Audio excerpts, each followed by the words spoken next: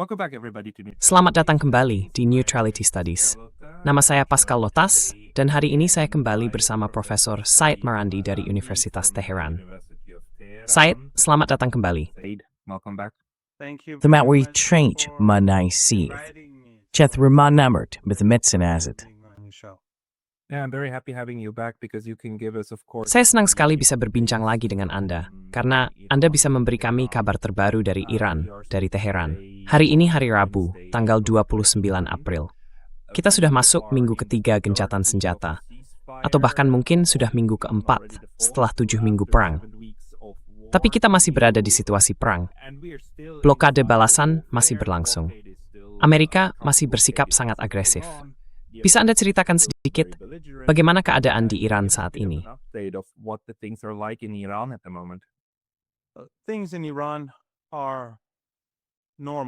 Keadaan di Iran bisa dibilang normal, atau setidaknya senormal mungkin dalam situasi seperti sekarang. Secara umum, orang-orang yang saya ajak bicara tampaknya percaya bahwa Amerika Serikat dan rezim Israel akan segera melancarkan serangan kedua, gelombang serangan berikutnya sebagai kelanjutan dari perang yang sedang berlangsung. Kemungkinan besar itu akan terjadi dalam 3 atau 4 hari ke depan. Tentu saja, ini belum pasti. Ini hanya berdasarkan apa yang orang-orang perkirakan. Hasil yang paling mungkin dari rangkaian peristiwa juga akibat dari sikap regional Amerika Serikat, aktivitas militernya, dan tentu saja realitas politik yang sedang kita hadapi. Jadi, belum bisa dipastikan bahwa Amerika Serikat akan menyerang, tapi banyak yang meyakini bahwa dalam beberapa hari ke depan, hal itu cukup mungkin terjadi.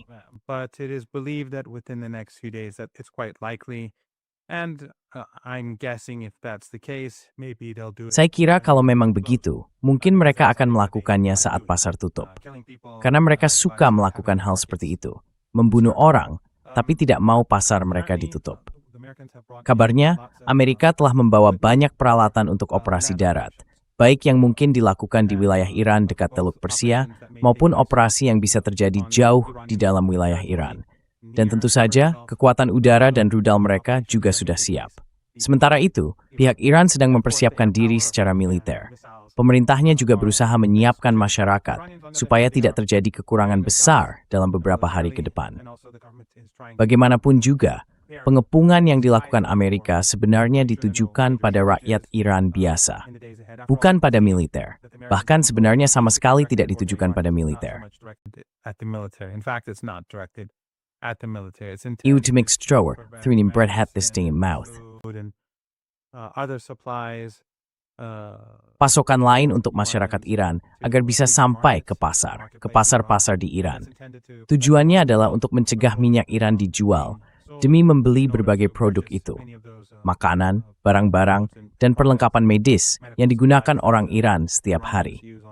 Jadi, pemerintah sekarang sibuk berbicara dengan negara-negara tetangga, membuat kesepakatan dengan mereka supaya bisa melakukan impor dan ekspor lebih banyak dari sebelumnya, lewat perbatasan dengan Pakistan, bahkan Afghanistan, Turkmenistan, dan Asia Tengah. Melalui Turkmenistan, Iran terhubung dengan Tiongkok, dan lewat Laut Kaspia ke Rusia dan Kazakhstan, lalu di perbatasan utara dengan Republik Azerbaijan dan Armenia, serta dengan Turki dan Irak.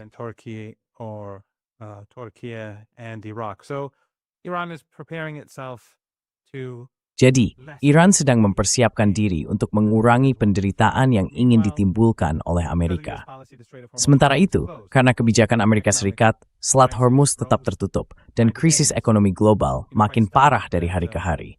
Dan sungguh mengejutkan, Trump rela mengorbankan ekonomi dunia demi Netanyahu, demi rezim Israel, dan rezim yang melakukan genosida itu justru menentukan nasib miliaran orang. Termasuk mereka yang pemerintahnya mendukung genosida itu, seperti negara-negara Eropa, Kanada, Australia, dan Selandia Baru, semuanya ikut menderita akibat krisis global ini.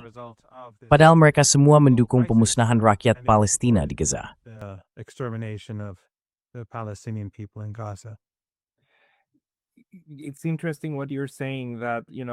Menarik apa yang Anda katakan, bahwa Iran sedang bersiap untuk fase berikutnya, dan untuk serangan kinetik kita yang berikutnya. Banyak orang di internet bilang, oh tidak, kita harus memperingatkan Iran bahwa ini cuma taktik. Tapi saya rasa Iran tidak perlu diperingatkan oleh siapapun tentang apapun. Maksud saya, jelas gencatan senjata yang sedang berlangsung juga menguntungkan Iran. Tapi itu tampaknya tidak berarti Iran jadi lengah, kan? Nah, pertanyaan saya adalah, apakah Amerika Serikat masih punya kemampuan untuk melanjutkan perang ini?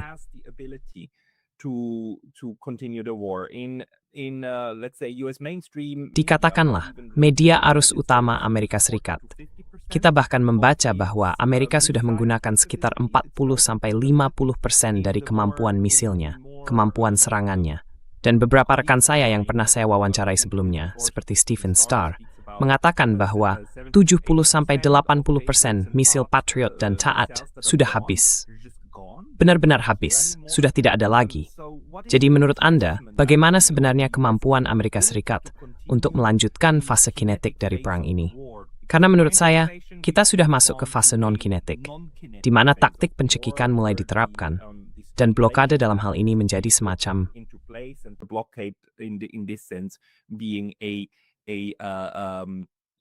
kamu tahu, jadi semacam versi dari, apa ya istilahnya? Itu kan sudah pernah ada sebelumnya ya, Perserikatan Bangsa-Bangsa sanksi yang super ketat kan, sanksi yang diperkuat secara militer. Menurut kamu gimana pandanganmu soal itu?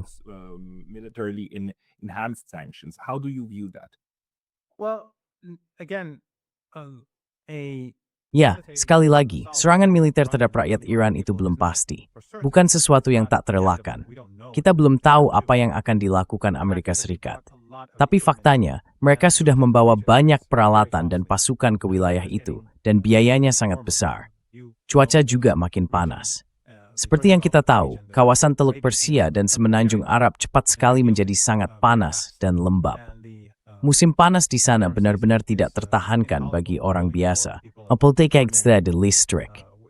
Atau Sportens Park di teman voor siang hari.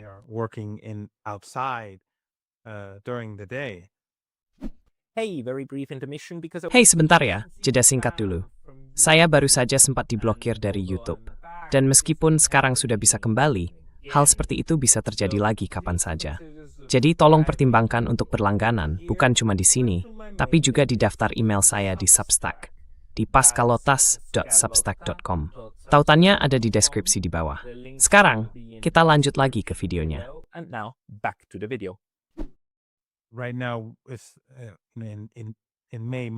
Sekarang ini, bulan Mei adalah masa transisi. Di akhir bulan, cuacanya mulai sangat panas. Lalu masuk ke bulan Juni, Juli, Agustus, sampai September, bulan-bulan itu sangat berat. Jadi akan sangat sulit bagi pihak Amerika untuk mempertahankan pasukan mereka di sini, juga semua perlengkapan mereka. Biayanya sangat besar. Karena itu ada anggapan bahwa sebelum cuaca benar-benar panas, inilah kesempatan terakhir bagi Amerika Serikat untuk melancarkan serangan sebelum kondisi menjadi terlalu berat bagi para prajurit. Tentu saja, itu bukan berarti mereka tidak akan melakukannya di bulan yang panas. Tapi juga bukan berarti serangan itu pasti akan terjadi dalam beberapa hari ke depan.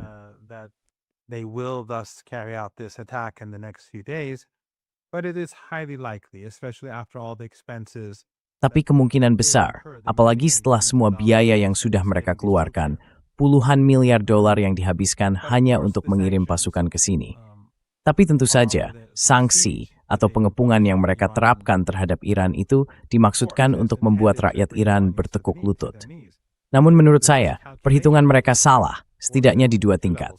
Pertama, mereka melawan serangan Amerika Serikat dan rezim Israel dengan bantuan rezim-rezim di Teluk Persia seperti Kuwait, Uni Emirat Arab, Arab Saudi, Bahrain, dan Qatar. Mereka menggarai Iran 39 hari dalam perang Ramadan, dan mereka gagal.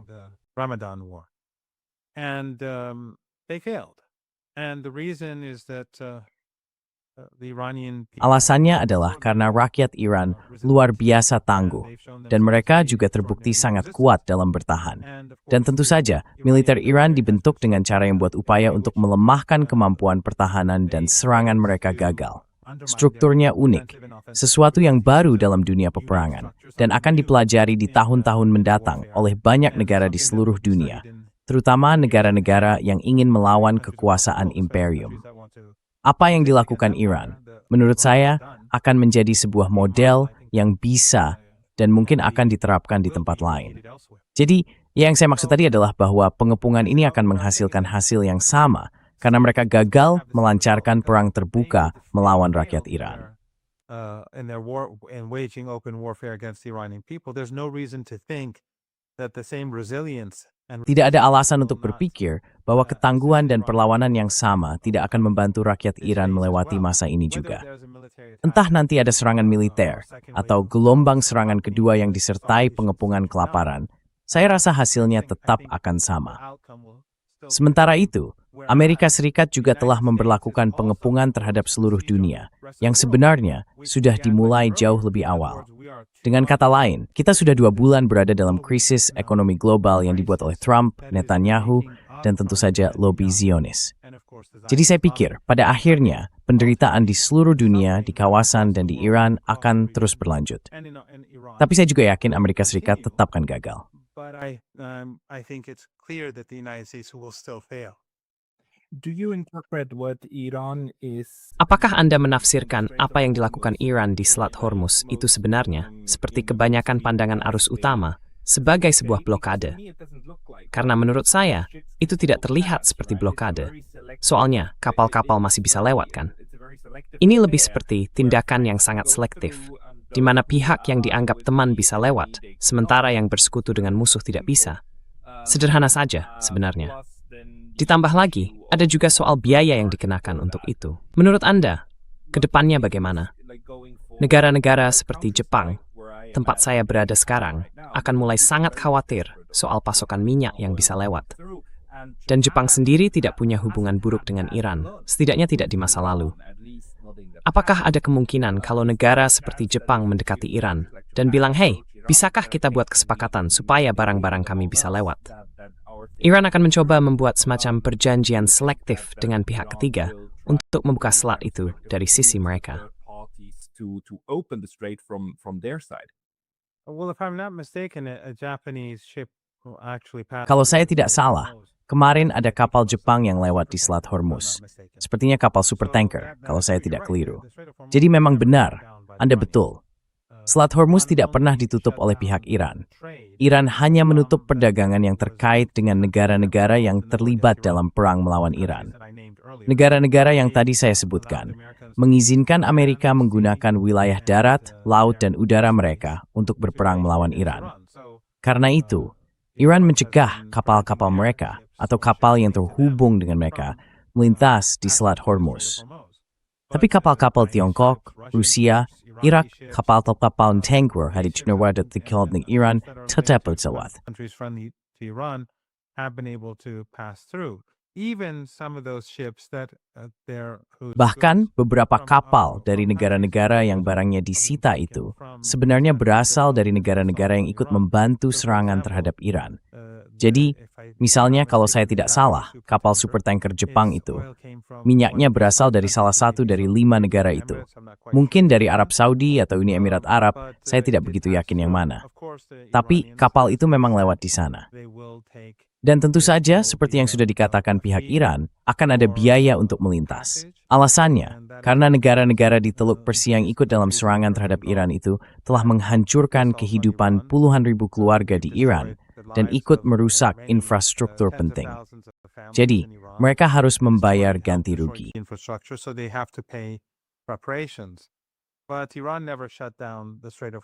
Tapi Iran tidak pernah menutup Selat Hormuz.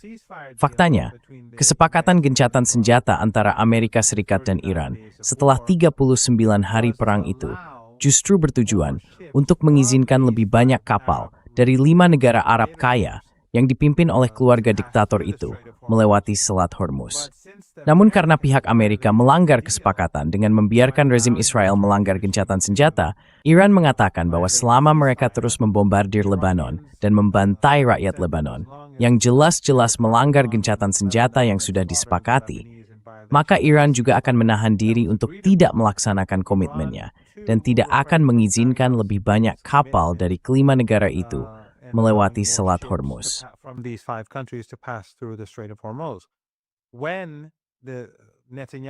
Ketika Netanyahu akhirnya terpaksa menerima gencatan senjata setelah 10 hari, yang sekarang dia langgar lagi dan terus menewaskan orang setiap hari, seperti di Gaza. Pihak Iran, saat dia pertama kali menerima gencatan itu, mengatakan mereka akan mengizinkan kapal-kapal tambahan milik rezim-rezim itu untuk lewat. Tapi lalu apa yang dilakukan Trump? Dia bilang, saya akan tetap mempertahankan pengepungan di pelabuhan-pelabuhan Iran, yang sebenarnya juga melanggar perjanjian gencatan senjata. Dia memutuskan untuk tetap menjalankannya. Jadi pihak Iran berkata, kalau kalian melanggar bagian kalian dari kesepakatan, maka kami juga tidak akan menjalankan bagian kami. Sekutu-sekutu kalian, para proksi kalian di Teluk Persia, tidak bisa lagi mengimpor atau mengekspor. Karena peran yang mereka mainkan dalam perang ini, selama kalian terus melakukan pelanggaran-pelanggaran itu. As long as you continue with these violations. You know, that makes absolute sense. I mean, in my Kamu tahu, the itu benar-benar Iranian, masuk akal.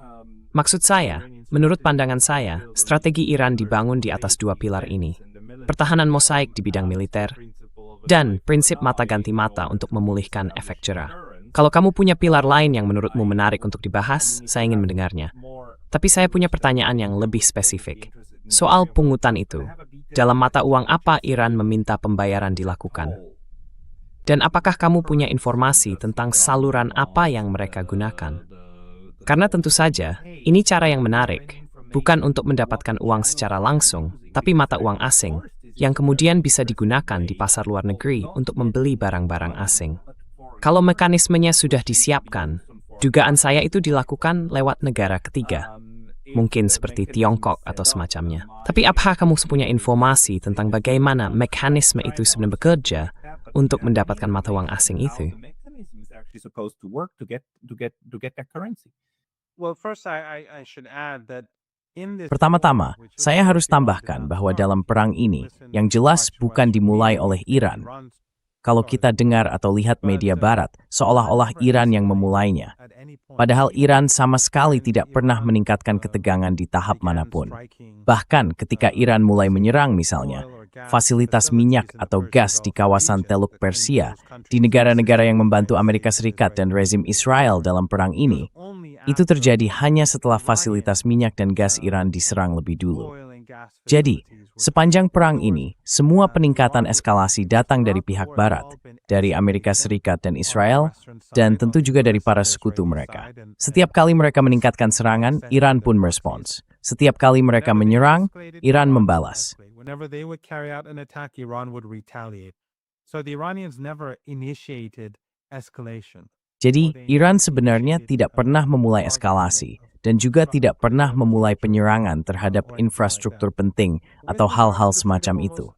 Soal Selat Hormuz, saya tidak punya detailnya. Saya dengar berbagai versi. Saya membayangkan sebagian dari itu mungkin dilakukan lewat mekanisme yang sama seperti yang digunakan Iran untuk menjual minyaknya di pasar global. Menurut saya itu proses yang sangat canggih untuk memastikan agar Amerika tidak bisa memblokirnya. Saya dengar mata uang Tiongkok digunakan. Tapi, saya juga dengar mereka mendorong penggunaan mata uang Iran supaya perusahaan-perusahaan itu terpaksa memakai mata uang Iran. Saya dengar banyak versi yang berbeda. Use the Iranian currency. I've heard different things. I would imagine that it would be a sort of combination. Saya membayangkan ini akan jadi semacam kombinasi dari berbagai mata uang. Mungkin karena Iran tidak hanya butuh satu mata uang, tapi beberapa mata uang untuk perdagangan dan bisnisnya. Tapi saya rasa penggunaan mata uang Tiongkok akan jadi prioritas, karena Tiongkok adalah mitra dagang terpenting Iran, seperti halnya bagi banyak negara lain di dunia saat ini. Namun, mereka belum mengumumkannya secara terbuka, jadi saya tidak benar-benar yakin. Saya pikir banyak perusahaan pelayaran, ya, mungkin setelah beberapa bulan nanti akan terlihat bagaimana sistemnya berjalan. Tapi saya menduga mereka bernegosiasi dengan berbagai perusahaan pelayaran dan pihak lain, dan mungkin punya cara yang berbeda-beda untuk melakukan pertukaran ini pada kesempatan yang berbeda.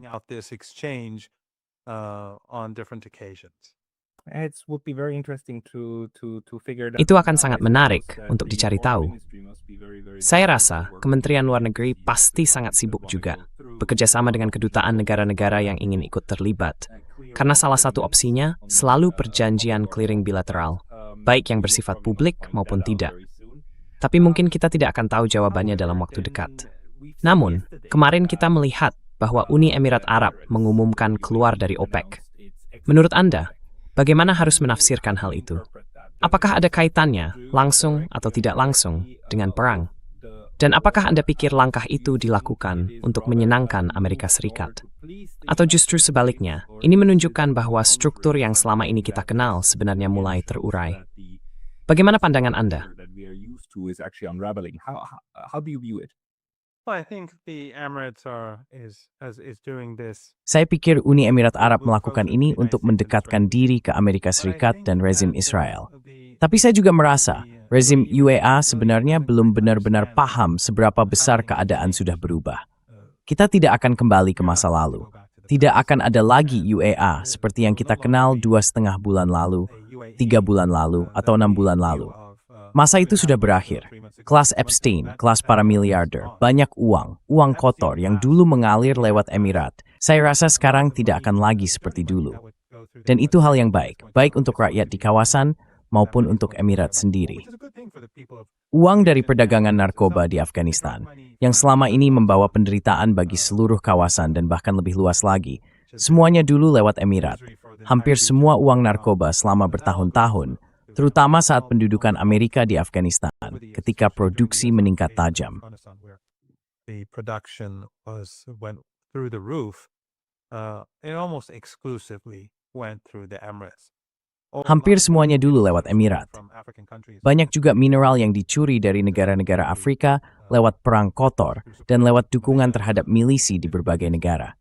Sumber daya yang dicuri itu, emas dan berbagai unsur berharga dari dalam tanah, uangnya mengalir lewat Emirat. Bahkan emasnya sendiri dan kekayaan Afrika lain yang dicuri, banyak yang secara fisik benar-benar lewat Emirat. Nah, masa itu sudah berakhir.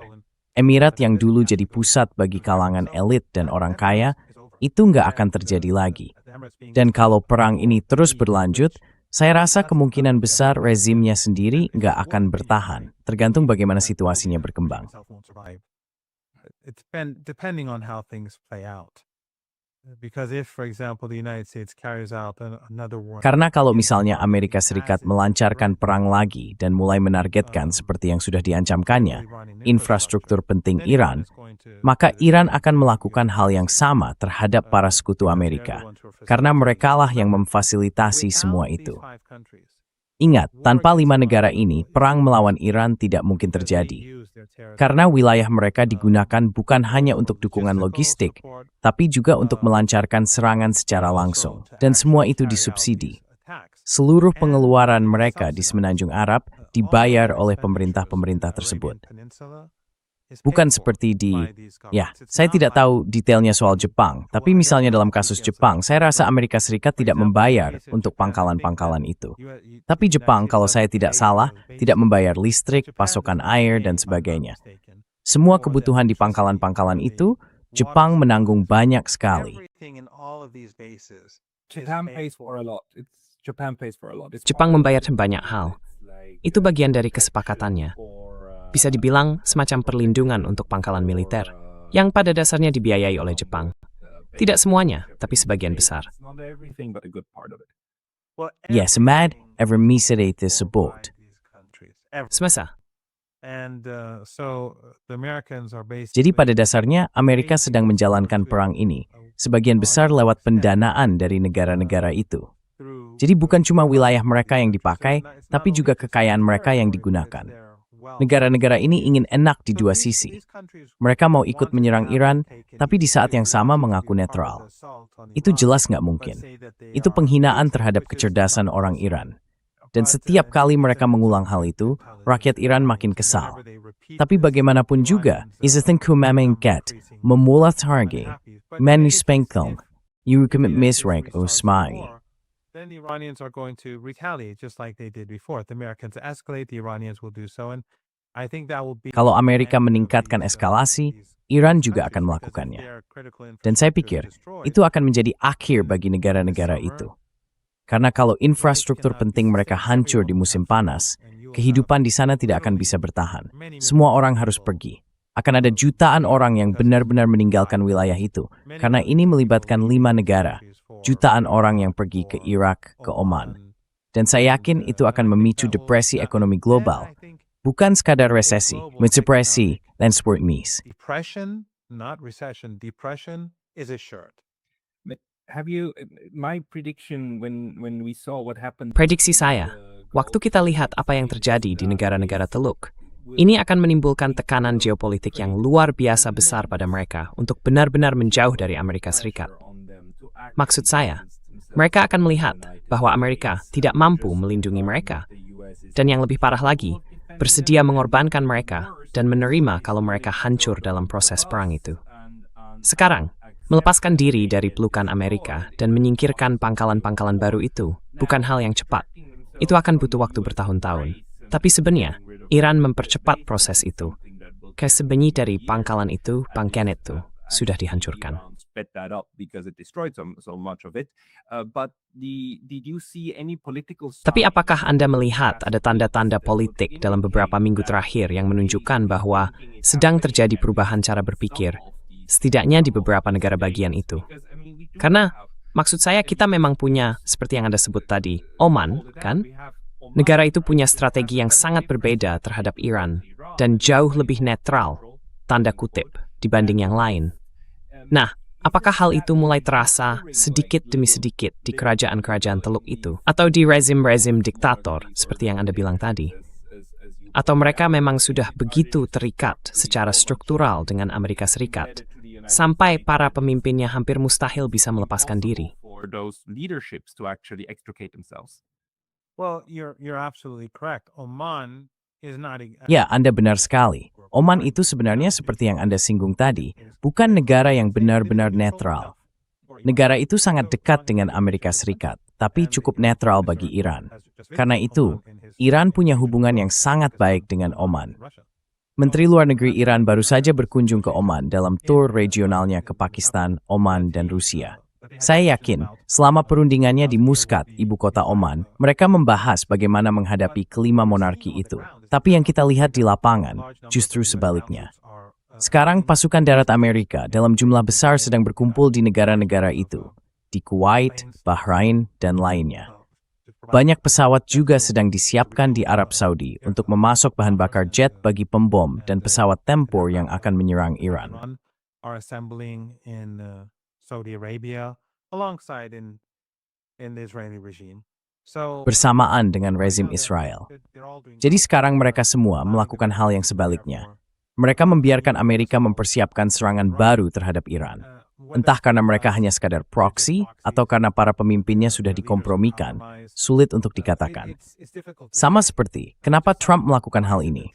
Apakah karena dia juga sudah dikompromikan? Apakah karena berkas Epstein? Atau karena dia sudah dibeli oleh lobi Zionis dan para oligarki? Tidak jelas. Tidak ada jawaban pasti yang bisa kita lihat untuk menilai situasinya.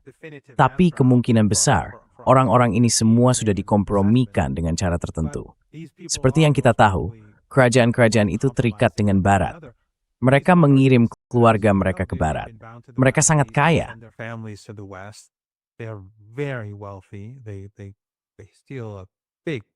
Mereka mencuri sebagian besar kekayaan negara untuk diri mereka sendiri. Dan para elit yang super kaya, yang kekayaannya biasanya tidak sah, bisa dibayangkan mereka punya banyak rahasia kelam. Jadi bagi saya sulit membayangkan mereka akan berani melepaskan diri dari Amerika Serikat dan berkata, lihat, kami tidak.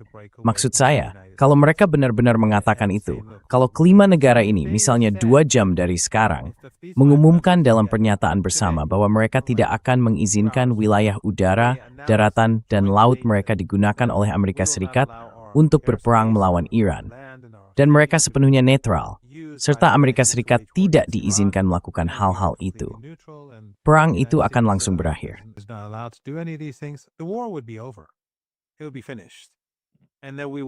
Itu akan selesai. Dan setelah itu kita bisa langsung masuk ke tahap berikutnya, hanya dengan pernyataan itu. Karena seperti yang saya katakan, secara logistik, mustahil bagi Amerika untuk melancarkan perang.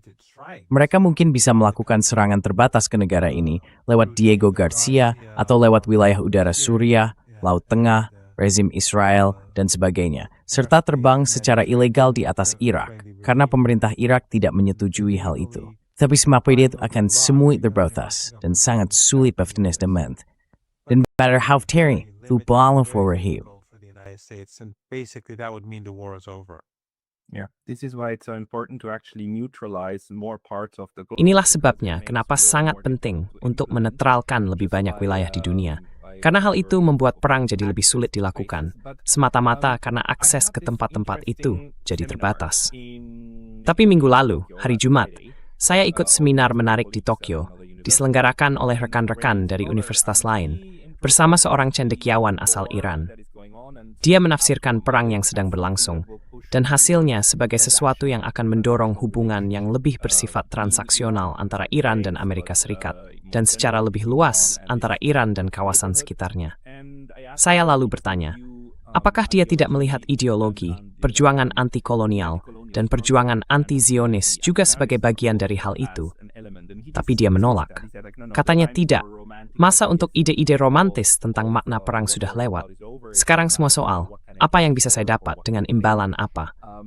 Menurut Anda bagaimana? Seberapa besar peran Iran dalam upaya mempertahankan bukan hanya dirinya sendiri, tapi juga poros perlawanan dan perlawanan terhadap proyek kolonial Barat? The colonial enterprise of the West. Oh, it's key. There's absolutely Oh, itu sangat penting. Nggak ada keraguan sama sekali soal itu. Buktinya jelas, bisa kita lihat setiap hari. Masalah utama antara Iran dan Amerika Serikat adalah revolusi, dan kenyataan bahwa Iran menjauh dari kubu Amerika dan ingin berdiri di luar dua kubu besar, yaitu Blok Barat dan Blok Timur. Tentu saja Blok Timur sekarang sudah nggak ada lagi. Dunia sudah sangat berbeda. Tapi waktu itu, ketika Blok Timur masih ada, Iran ingin memisahkan diri. Dan di Southwall Deception, Uni Soviet dan Amerika Serikat small skap bermusuhan terberang. Selain itu gue, nunde Yansen, UMSTC. They both supported Saddam Hussein in his assault, but of course the West did much worse. They gave. Tapi tentu saja, negara-negara Barat melakukan hal yang jauh lebih buruk. Mereka memberi Saddam senjata kimia untuk digunakan secara luas terhadap orang Iran. Saya sendiri selamat dari 2 serangan kimia. Jadi kalau Anda ingat, sebelumnya saya sempat menyebut sebuah buku berjudul Going to Tehran. Menurut saya, orang sebaiknya membaca buku itu. Buku itu ditulis oleh 2 orang yang pernah bekerja di Gedung Putih. Keduanya akademisi yang sangat berpendidikan. Dan menurut saya, itu buku yang sangat bagus. Mereka menjelaskan banyak mitos yang beredar tentang Iran dan juga menunjukkan bahwa pihak Amerika pun sangat ideologis. Mereka mengatakan, jalan yang sedang ditempuh Amerika Serikat akan membawa pada kehancuran. Dan ternyata, mereka benar.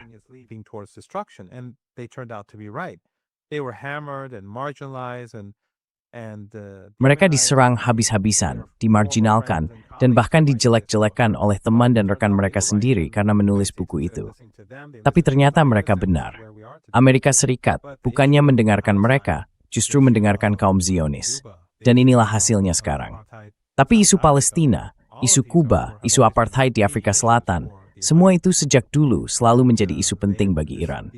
Mereka punya proses dekolonisasi, cara berpikir anti-kolonial yang sangat kuat di sana. Bagi Iran, domani siang berkata switemi, waivomi, hanya suara kegelapan.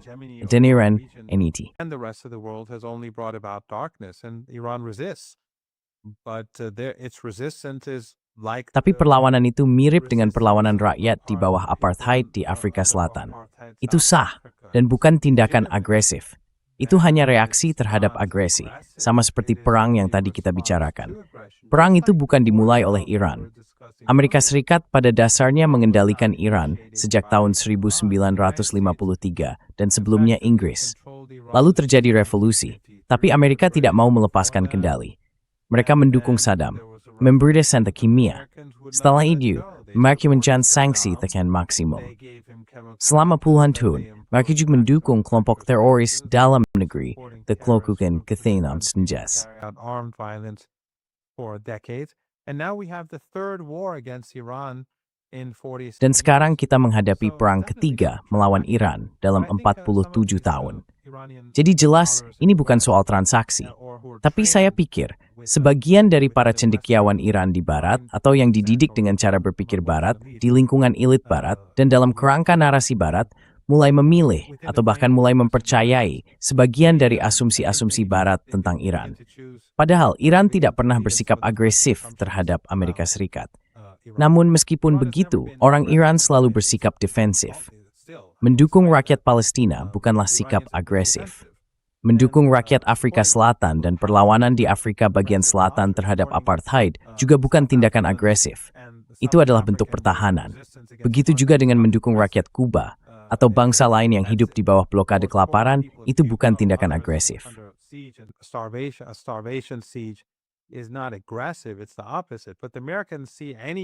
Justru sebaliknya. Tapi orang Amerika menganggap setiap bentuk perlawanan terhadap kekaisaran mereka sebagai tindakan agresif.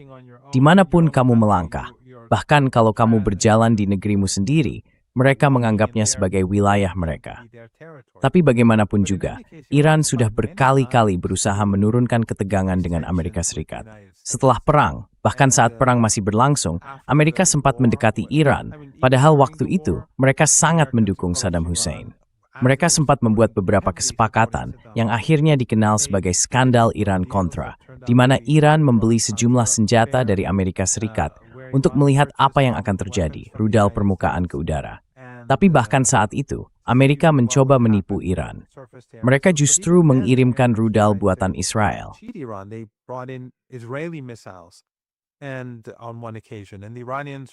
Dan pada satu kesempatan, pihak Iran mengembalikan kiriman itu sambil bertanya, "Kenapa kalian mengirimkan rudal-rudal ini kepada kami?" Karena mereka melihat tulisan berbahasa Ibrani di rudal-rudal itu, lalu mereka mengembalikannya. Jadi bahkan saat itu pun perilaku Amerika sudah mencurigakan, dan akhirnya semuanya gagal total. Atau di tahun 90-an, Iran memberikan ladang minyak kepada Conoco, perusahaan minyak asal Amerika. Mereka bernegosiasi selama 2 tahun, lalu Amerika justru memberlakukan sanksi terhadap minyak dan gas Iran. Maksud saya, ada banyak contoh di mana Iran sebenarnya mau bekerja sama dengan Amerika. Setelah peristiwa 11 September, Iran yang saat itu percaya pada narasi Amerika tentang Al-Qaeda ikut bekerja sama melawan Al-Qaeda. Tapi kemudian mereka malah disebut sebagai bagian dari poros kejahatan.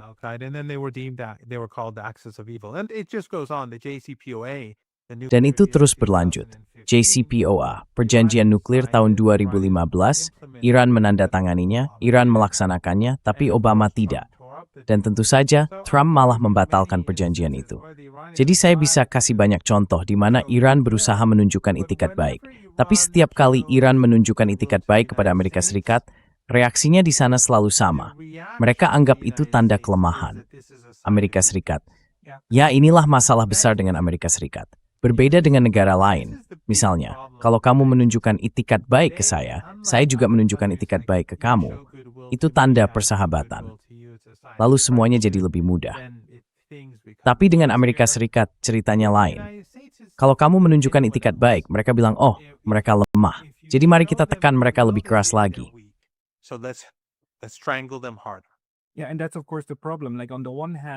Ya, dan itulah masalahnya. Di satu sisi, Amerika Serikat tidak akan menerima jawaban ya. Kesepakatan yang memastikan Iran tidak akan pernah mengembangkan senjata nuklir pun dianggap tidak cukup, kan? Mereka selalu ingin lebih. Dan setiap kali mereka mendapat lebih, mereka akan menuntut lebih lagi. Sampai akhirnya mereka menguasai semua pangkalan.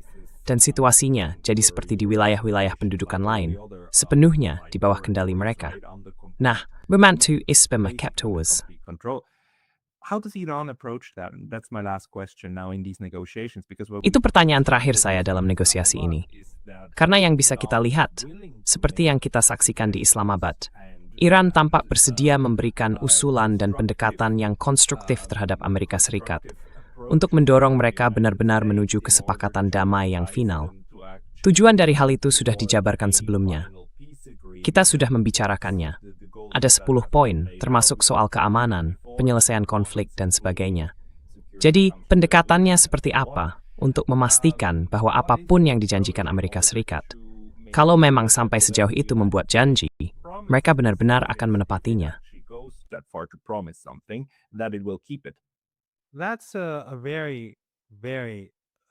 Itu pertanyaan yang sangat-sangat penting. Dan menurut saya, itu sebenarnya pertanyaan kunci dari semua ini. Saya akan bilang, Iran benar-benar mengubah pendekatannya setelah perang. Bahkan sebelum perang, saya rasa mereka belum bergeser seperti yang akan saya jelaskan. Ketika perang dimulai dan pihak Iran berkata, baik, kami sudah di sini sekarang, ini konfrontasi langsung. Mereka membalas sekuat yang mereka bisa. Mereka berperang sungguh-sungguh. Dan mereka berkata pada diri mereka sendiri, kami tidak mau perang yang singkat. Kami mau perang yang panjang. Meskipun mereka tahu perang itu merusak, dan mereka sendiri tidak menginginkannya. Tapi Iran memang ingin perang itu berlangsung lama, supaya Amerika Serikat benar-benar menyesal telah menyerang Iran, dan agar hal seperti itu tidak terjadi lagi.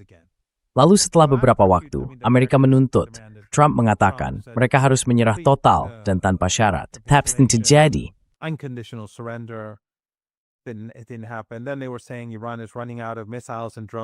Lalu mereka bilang, Iran kehabisan rudal dan drone setiap hari. Mereka tunjukkan grafik-grafik itu dalam pengarahan di Pentagon. Tapi setelah seminggu, 2 minggu, tidak ada yang berubah. Iran tetap melawan. Rakyatnya bersatu. Dan kira-kira setelah 10 hari, saya rasa Amerika mulai mengirim pesan ke Iran. Tapi Iran mengabaikannya. Sampai akhirnya muncul rencana 15 poin dari Amerika. Kalau tidak salah di hari ke-30 sekian, mungkin 34, 35, atau 36, saya tidak yakin. Dan Iran menolaknya karena dianggap melanggar kedaulatan mereka. Setelah itu Iran mengajukan rencananya sendiri dan Trump menerimanya. Rencana 10 poin yang tadi Anda sebutkan. Tapi tentu saja setelah Trump menerimanya, juru bicaranya bilang, tidak, kami tidak menerimanya. Bagaimanapun juga, itu merupakan kekalahan simbolis bagi Amerika Serikat. Dan rencana yang Iran tegaskan harus dibahas di meja perundingan.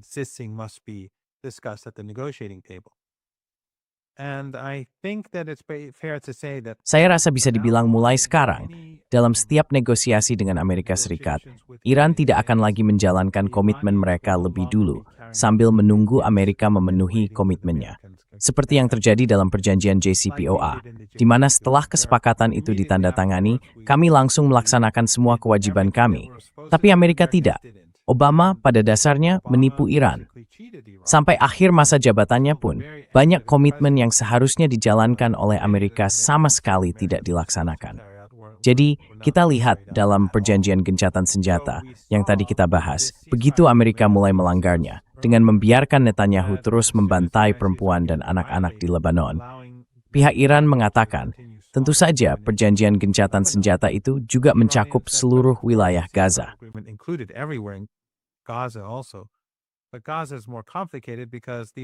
Tapi situasi di Gaza jauh lebih rumit, karena rezim-rezim di kawasan itu, seperti Turki, Yordania, Mesir, kerajaan-kerajaan di Teluk Persia, dan lainnya, sudah ikut menandatangani gencatan senjata palsu yang dibuat Trump. Jadi sayangnya, sulit bagi Iran untuk mengubah apapun dari kesepakatan itu. Tapi dalam kasus Lebanon, waktu Trump membiarkan Netanyahu membantai warga Lebanon, Iran bilang, baiklah, kalau begitu saya juga tidak akan menjalankan bagian saya dari perjanjian itu. Jadi sekarang, perhitungannya sangat berbeda dibanding sebelumnya. Sementara itu, Amerika terus bersikeras bahwa Iran harus lebih dulu membicarakan program nuklirnya. Iran menjawab, tidak, kalian yang memerangi kami. Jadi pertama-tama kita bicara soal perang itu. Dan karena itu, langkah pertama adalah memastikan perjanjian gencatan senjata benar-benar dijalankan.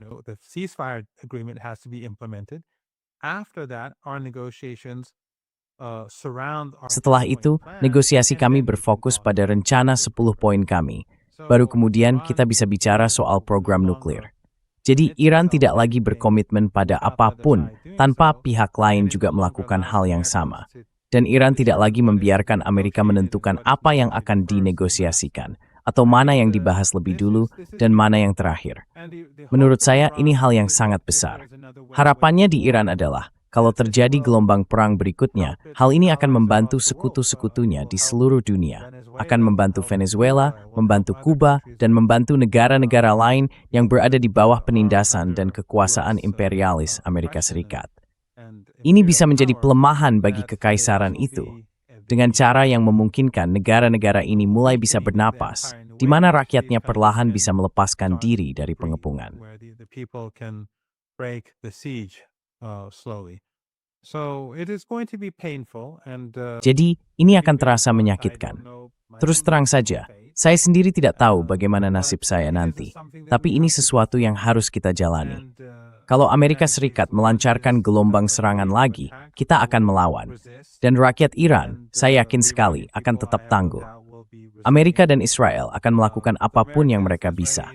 Menurut saya, ini adalah taruhan terakhir mereka. Jadi, mereka mungkin akan melakukan berbagai hal. Tapi saya tidak melihat ada skenario di mana mereka bisa berhasil. Semakin lama mereka terus seperti ini, pada akhirnya justru makin buruk bagi mereka sendiri. Dan saya pribadi percaya, pihak yang paling kalah dalam semua ini adalah Zionisme.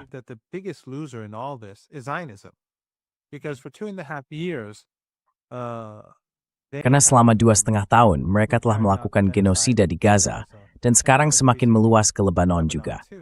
Dunia pun berbalik menentang mereka dan memandang mereka dengan ngeri. Tapi sekarang, mereka juga merusak ekonomi dunia. Dan orang-orang di berbagai negara yang sudah menentang mereka mulai berkata, mereka menghancurkan hidup saya. Trump, Netanyahu, dan para Zionis sedang menghancurkan kemampuan keluarga saya untuk bertahan hidup karena perang mereka yang egois. Jadi suasana dunia akan makin berbalik melawan kekaisaran itu dan makin menentang ideologi Zionisme. Dalam jangka panjang, saya pikir hal ini pada dasarnya akan membuat kelangsungan ideologi Zionis menjadi tidak mungkin dipertahankan.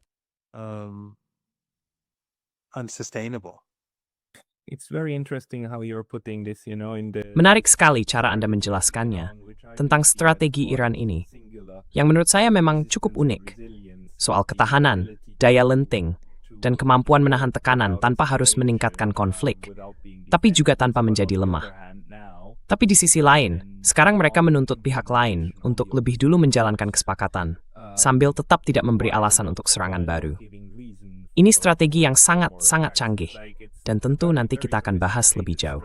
Bagi orang yang ingin mendengar lebih banyak dari Anda, untungnya, Anda sering tampil di berbagai program, tapi apa sih ada tempat khusus di mana orang bisa membaca analisis Anda?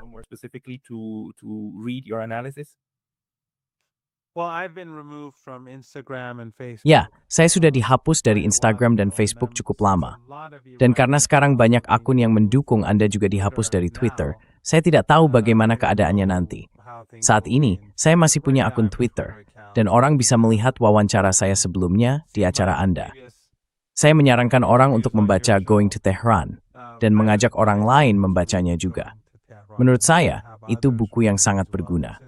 Ada juga, bukan buku saya, tapi ada satu lagi, Yasun Demismore, Nimblehythe Alastair Crook.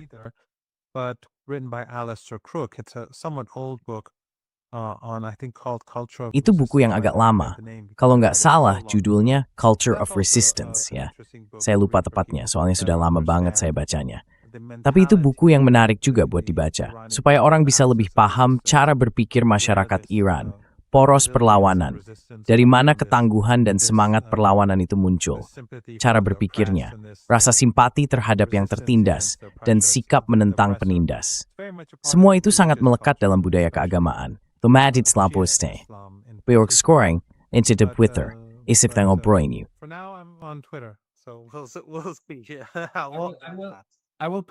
Saya akan menaruh profil Twitter Anda di bawah nih. Juga ibu kubu yang tadi Anda sebutkan. Profesor Syed Muhammad Marandi. Terima kasih banyak atas waktu Anda hari ini. Terima kasih Pascal. Sebelum bertenggang bisa perbicara dengan situ.